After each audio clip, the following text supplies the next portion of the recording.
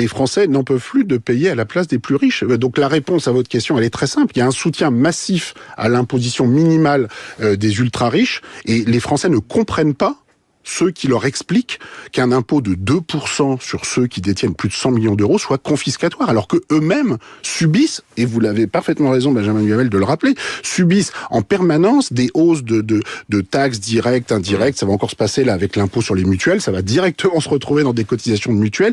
La taxe foncière, je vous rappelle tout à l'heure, on n'en parle jamais. Les recettes de la taxe foncière aujourd'hui, c'est plus de 50 milliards d'euros. Vérifiez les comptes, Benjamin Duhamel. Il y a 15 ans, c'était 30 milliards. C'est-à-dire subrepticement, avec l'augmentation des valeurs des maisons, sauf que les revenus n'ont pas forcément suivi pour payer cette taxe foncière. Et quand vous avez une très forte dette, en fait, votre patrimoine net peut être minuscule, et vous allez payer en fait un taux de taxe foncière par rapport au patrimoine net, je peux vous dire, qui est beaucoup plus élevé que 2%.